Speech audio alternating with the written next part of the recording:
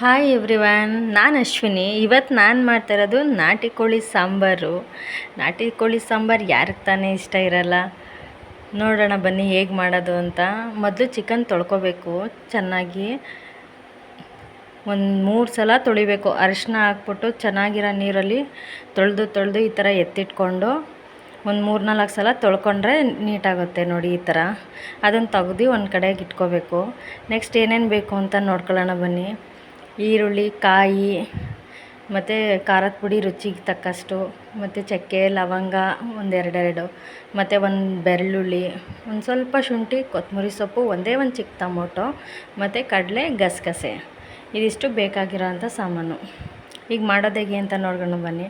ನಾನು ಕುಕ್ಕರಲ್ಲಿ ಮಾಡ್ತಾಯಿದ್ದೀನಿ. ಡೈರೆಕ್ಟ್ ಕುಕ್ಕರ್ ಇಟ್ಬಿಟ್ಟು ಕುಕ್ಕರ್ಗೆ ಚೆನ್ನಾಗಿ ಬಿಸಿ ಮಾಡ್ಕೊಳ್ಳೋಣ. ಸ್ವಲ್ಪ ಕುಕ್ಕರ್ ಬಿಸಿ ಆದಮೇಲೆ ಒಂದು 3 ಟೇಬಲ್ ಸ್ಪೂನಷ್ಟು ಎಣ್ಣೆ ಹಾಕಿದ್ದೀನಿ ನಾನು. ಎಣ್ಣೆ ಚೆನ್ನಾಗಿ ಕಾದ ನಂತರ ಈರುಳ್ಳಿ ಈಗ ತೊಗೊಂಡಿದ್ದೀವಲ್ಲ ಅದನ್ನು ಫ್ರೈ ಮಾಡ್ಕೊಳ್ಳೋಣ. ಚೆನ್ನಾಗಿ ಗೋಲ್ಡನ್ ಬ್ರೌನ್ ಬರೋ ತನಕ ಫ್ರೈ ಮಾಡ್ಕೊಳ್ಳೋಣ. ಈರುಳ್ಳಿ ಫ್ರೈ ಆದಮೇಲೆ ಅದಕ್ಕೆ ಬೆಳ್ಳುಳ್ಳಿ ತೊಗೊಂಡಿದ್ದೀವಲ್ಲ ಬೆಳ್ಳುಳ್ಳಿನೂ ಹಾಗೆ ಮತ್ತು ಶುಂಠಿನೂ ಅದರೊಳಗೇ ಹಾಕ್ಬಿಟ್ಟು ಮಿಕ್ಸ್ ಮಾಡಿಕೊಂಡು ಫ್ರೈ ಮಾಡ್ಕೋಬೇಕು. ಈರುಳ್ಳಿ ಮತ್ತು ಬೆಳ್ಳುಳ್ಳಿ, ಶುಂಠಿ ಮೂರೂ ಹಾಕಿ ಗೋಲ್ಡನ್ ಬ್ರೌನ್ ಬರೋ ತನಕ ಫ್ರೈ ಮಾಡಿ ನಾನೇನು ಮಾಡ್ತಾಯಿದ್ದೀನಿ, ಗ್ಯಾಸ್ ಆಫ್ ಮಾಡ್ತಾಯಿದ್ದೀನಿ. ಗ್ಯಾಸ್ ಆಫ್ ಮಾಡಿ ಮತ್ತು ಅದಕ್ಕೆ ಕೊತ್ತಂಬರಿ ಸೊಪ್ಪು ಇಟ್ಕೊಂಡಿದ್ದೀವಲ್ಲ ಅದನ್ನು ಹಾಕ್ಬಿಟ್ಟು ಎಲ್ಲನೂ ಒಂದು ಸೈಡಿಗೆ ತೆಗೆದಿಟ್ಕೊತಾಯಿದ್ದೀನಿ. ಮತ್ತು ಅದೇ ಬಾಣಲಿಲಿ ಇನ್ನೊಂದು ಸ್ವಲ್ಪ ಎಣ್ಣೆ ಹಾಕ್ಬಿಟ್ಟು ಇವಾಗ ಅರ್ಧ ಈರುಳ್ಳಿ ಮಾತ್ರ ಸಪ್ರೇಟಾಗಿ ಇಟ್ಕೊಂಡಿದ್ದೆ, ಅದನ್ನು ಹಾಕ್ಬಿಟ್ಟು ಚಿಕನ್ ತೊಳೆದಿಟ್ಟಿದ್ದೀವಲ್ಲ ಅದನ್ನು ಹಾಕಬೇಕು. ಇದು ಈರುಳ್ಳಿ ಫ್ರೈ ಆದ ತಕ್ಷಣ ಚಿಕನ್ ಎಲ್ಲನೂ ಹಾಕ್ಬಿಟ್ಟು ಚಿಕನ್ ಮಿಕ್ಸ್ ಮಾಡಿಕೊಂಡು ಫ್ರೈ ಮಾಡ್ಕೋಬೇಕು. ಚಿಕನ್ನು ಚೆನ್ನಾಗಿ ಫ್ರೈ ಆಗಬೇಕು. ಇದು ಚೆನ್ನಾಗಿ ಫ್ರೈ ಆಗಿ ನೀರೆಲ್ಲ ಸುಂಡಬೇಕು. ನೀರೆಲ್ಲ ಸುಂಡಿದ ನಂತರ ಮಸಾಲೆ ಹಾಕ್ಕೋಬೇಕು. ಈಗ ನಾವೇನೇನು ಹುರಿದಿಟ್ಕೊಂಡಿದ್ದೀವಿ ಇದನ್ನು ಒಂದು ಮಿಕ್ಸಿ ಜಾರ್ಗೆ ಹಾಕ್ಕೊಂಡು ರುಬ್ಕೊಳ್ಳೋಣ ಒಂದು ಸೈಡಲ್ಲಿ.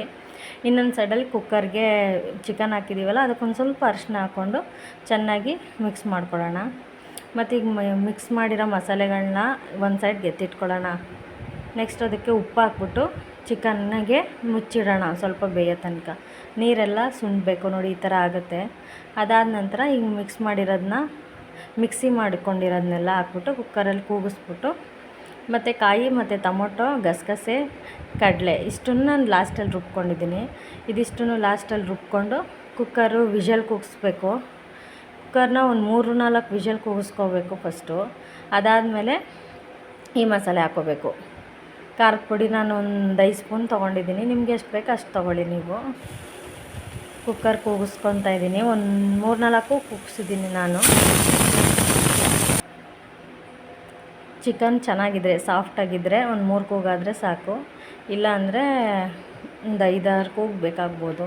ನೋಡಿ ಬೆಂದಿದೆ ಕುಕ್ಕರ್, ಚೆನ್ನಾಗಿದೆ. ಇದು ಮಾಂಸ ಅನಿಸುತ್ತೆ. ಒಂದು 3 ಕೂಗಿಗೆ ಚೆನ್ನಾಗಿ ಬೆಂದಾಯಿತು. ಮತ್ತು ಈಗ ಆಡಿಸ್ಕೊಂಡು ಇಟ್ಟಿರ್ತೀವಲ್ಲ ಮಸಾಲೆ ಅದನ್ನು ನಾವು ಹಾಕ್ಬಿಟ್ಟು ಚೆನ್ನಾಗಿ ಮಿಕ್ಸ್ ಮಾಡ್ಕೊಳ್ಳೋಣ. ಮಿಕ್ಸ್ ಮಾಡಿಕೊಂಡು ಎಷ್ಟು ನೀರು ಬೇಕೋ ಅಷ್ಟು ನೀರು ಸೇರಿಸ್ಕೊಂಡಿದ್ದೀನಿ. ನೀರು ಸೇರಿಸ್ಕೊಂಡು ಚೆನ್ನಾಗಿ ಕುದಿ ಬರಬೇಕು. ಚೆನ್ನಾಗಿ ಕುದಿ ಬಂದು ಸಾಂಬಾರು ರೆಡಿ.